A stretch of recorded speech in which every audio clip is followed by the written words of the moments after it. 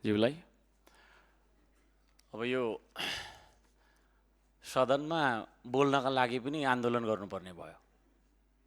प्रधानमन्त्रीज्यूलाई यता आउनको लागि पनि आन्दोलन गर्दै आएको मान्छे, यो आन्दोलनै आन्दोलनको देश, झैझगडा र आगजनीको देश, कुटपिट काटमारको देश, त्यसको ह्याङओभर हाम्रो सदनभित्र पनि छ। सायद हामी त्यस्तै तरिकाले तपाईको चाहिँ के अरे ग्रुम अफ भएर आयौँ होला। अनि सानो भन्दाखेरि नसुन्ने काने गुजी हाम्रो अलिकति धेरै टालेको जस्तो लाग्छ। म केही भन्दिनँ, यो सदनलाई विधिबाट हामीले सञ्चालन गर्नुपर्छ, यति हो मेरो अनुरोध। त्यति हो। हामीले यो सदनलाई सञ्चालन गरिरहँदाखेरि मैले बारम्बार त्यहाँ बसेर एउटा कागजमा देखाइ पनि रहन्छु प्रत्येक दिन जसो, हामी हाम्रो नियमावलीको 15 को 2 नियम लागू गरेनौँ, त्यहाँ हाम्रो असफलता झल्किन्छ। 4 को 1 लागू गरेनौँ, त्यहाँ हाम्रो असफलता झल्किन्छ।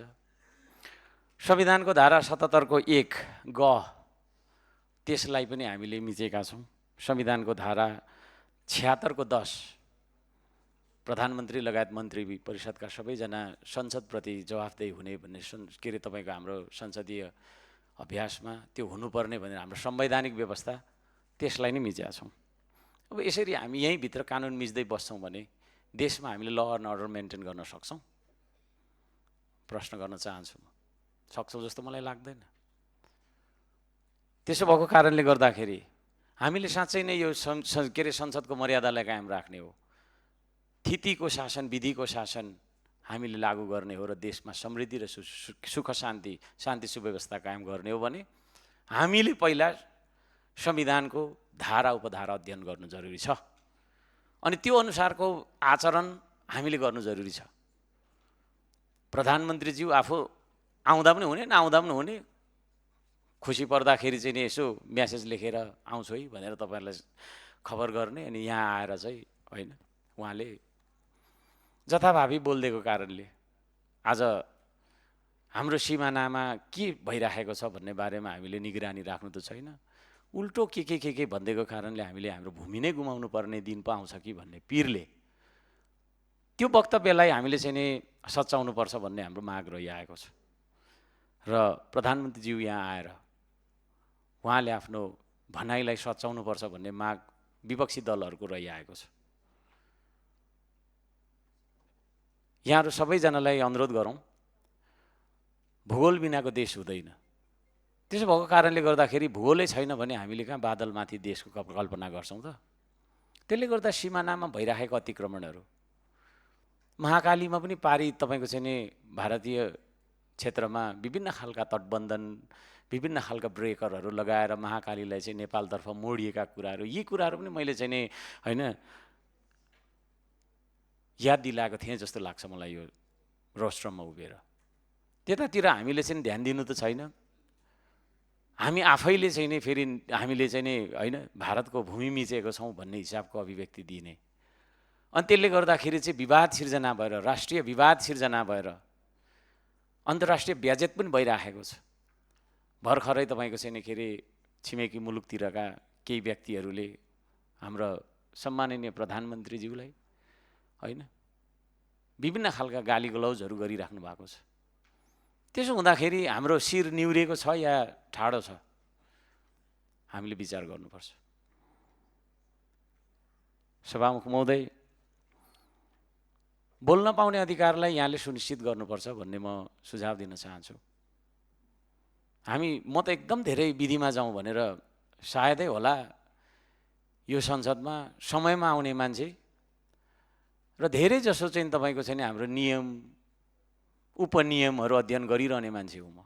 त्यसले गर्दाखेरि मलाई यो नियम त्यो नियम भनेर सिकाइरहनु भन्दा पनि हामीले कुन कुन नियम पालना गरेनौँ त भन्नेतर्फ हामीले ध्यान दिनुपर्छ जस्तो लाग्छ। संविधानको धारा 75 को 1 मा नेपाल सरकार संविधान तपाईको चाहिँ के अरे को व्यवस्था अनुसार चाहिँ संसदप्रति जवाफदेही भएर काम गर्नुपर्छ भनेर भनिरहेको छ। हामीले पक्कै पनि त्यही संविधानमा टेकेर बोल्नुपर्ने हुन्छ होला, हिँड्नुपर्ने हुन्छ होला। यो सदन, यो सारा कुरा, यो हाम्रो देश नै पनि संविधान अन्तर्गतै चलिरहेको हुनुपर्छ होला। तर स्वयं नेपाल सरकार चाहिँ त्यो तपाईँको धारा 75 को 1 अनुसार नचलेको देख्दाखेरि हामीले कसरी रीतिथिति र विधिको सुशासन हामी कायम गर्न सक्छौँ त?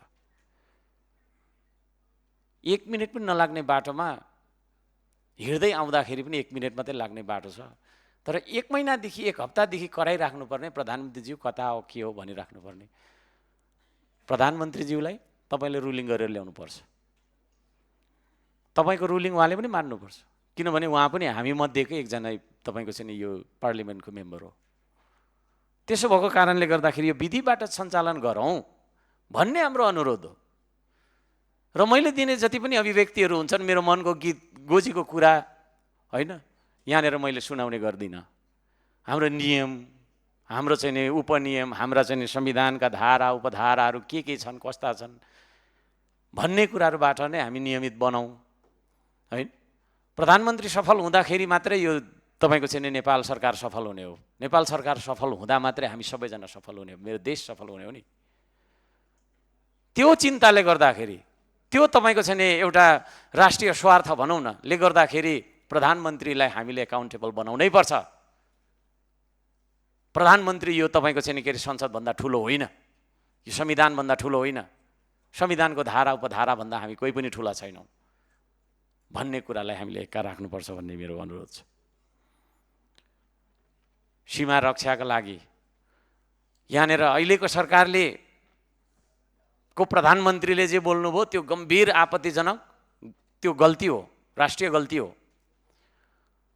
तर योभन्दा पूर्ववर्ती सरकारहरूले पनि तपाईँको चाहिँ के अरे सीमाको बारेमा खासै चासो दिएको चाहिँ मैले देख्दिनँ। यो देशमा एमाले पनि सरकार चलायो, काङ्ग्रेसले पनि चलायो, माओवादीले पनि चलायो, तर त्यो सिमानामा हामीले नेपाल आर्मीलाई, नेपाली सेनालाई किन लान सकेनौँ? कहिलेकाहीँ यसो निरीक्षणमा जाँदा के बिग्रिन्छ? हामीले सधैँभरि सेनालाई चाहिँ ब्यारेकमा राखिरहन्छौँ, सीमावर्ती क्षेत्रमा कति दुःख छ। आफू बसेको गाउँमा पिलर सरेर आउँछ, के गर्ने हामी त केही कुरा गऱ्यौँ भने लात्ता र बन्दुक देखाउँछ, के गर्ने भन्नुहुन्छ। कहिलेकाहीँ सीमावर्ती क्षेत्रतिर मधेसतिर घुम्छु म, त्यतातिरको पीडा त्यो छ। हामीले हाम्रो सुरक्षा निकायलाई ब्यारेकभित्र मात्रै राखिराख्ने होइन, हाम्रो काठमाडौँभित्र मात्रै, त्यो उपत्यकाभित्र मात्रै राखिरहने हो भने सीमा सुरक्षा कसरी हुनसक्छ? यो सीमा सुरक्षा, सीमा अतिक्रमणको कुरा रासपाको सरकार आएपछि मात्रै सुरु भएको होइन, त्योभन्दा पहिल्यैदेखि थियो। 50औं वर्ष 100औं वर्षदेखि सीमा अतिक्रमण भइरहेको छ। तर how long to wait for so long, we are doing so wrong भने जस्तो, सो लङ सो रङ। अब हामीले स्टार्ट गर्नुपर्छ। पहिलाकोले गरेन, अब यसपालि पनि नगरौँ होइन। एकजना माननीयज्यूले त मलाई भनि पनि राख्नु भएको थियो होला, तपाईँको पालामा गर्नु न भन्नुभयो। खोइ त्यो भन्नु मिल्ने शब्द थियो, थिएन। गरौँ, आज गरौँ। हिजो गरिनौँ ठिक छ, अस्ति गरिनौँ, त्योभन्दा पहिला पनि गरिनौँ, आज गरौँ न त, आज गरौँ। Let's start. It's late but it's not too late. त्यसले गर्दाखेरि त्यो सिमानाको विषय सबभन्दा गम्भीर विषय हुन्छ, किनभने भूगोल छ भने मात्रै हाम्रो देश रहने हो। यहाँ बजेटका कुराहरू यी महत्त्वपूर्ण छन्, तर सिमानाभन्दा महत्त्वपूर्ण बजेट हुँदैन। एउटा कालो पत्रे बनाउनु, एउटा पुल थाप्नु होइन, एउटा चाहिँ तपाईँको नहर बनाउनु भन्दा ठुलो कुरा हो सीमा रक्षा गर्ने कुरा। र यो सीमा रक्षा गर्ने कुरामा हामी सबैको राष्ट्रिय एकता होस्। यहाँ सत्ता पक्षका चाहिँ सांसदज्यूहरू हुनुहुन्छ, हामी प्रतिपक्षका छौँ, सबैजना एक बनाउँ न यसमा भन्ने कुरा हो।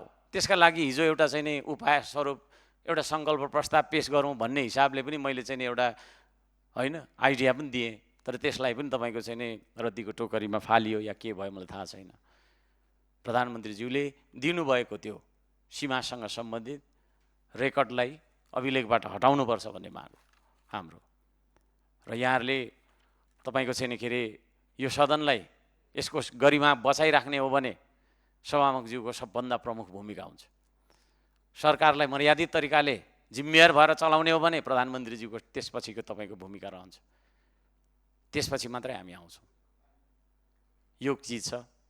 र यहाँहरूलाई अब यो बोल्न पाउनका लागि हामीले चाहिँ के अरे होइन नाराबाजी गर्नु पर्यो है। आगामी दिनमा यस्तो नहोस् भन्दै हाम्रो कारणले, श्रम संस्कृति पार्टीको कारणले यो आजको सदनको कारबाहीमा पर्न गएको अलिकति असुविधा थोरै थियो होला प्रति हामी चाहिँ नि के अरे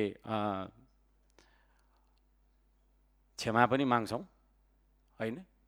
तर सभामुखको तर्फबाट त्यो खालको तपाईँको चाहिँ नि के अरे व्यवहार हामीलाई आगामी दिनमा नहोस्, यसको गरिमा यसरी बचाउनुपर्छ। किनभने हामी सबैजना यहाँ सार्वभौम छौँ, यहाँ कोही कसैलाई कसैलाई सिकाउनु पर्ने, कोही मान्छे कोहीसँग कमजोर होइन है। हामी सबैलाई सार्वभौम नेपाली जनताले मत दिएर पठाएको, सङ्ख्यामा हामी 6 जना छौँ होला, तर त्यति मात्रै छौँ त छैनौँ।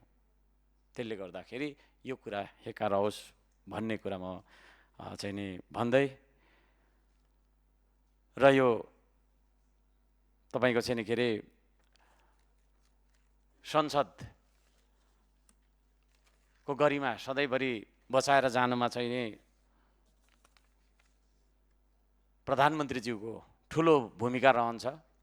उहाँ यहाँ आएर उहाँले आफ्नो चाहिँ नि के भन्नुपर्ने, के सचाउनु पर्ने कुराहरू पनि सचाउनु होला भन्ने कुरा राख्दै बिदा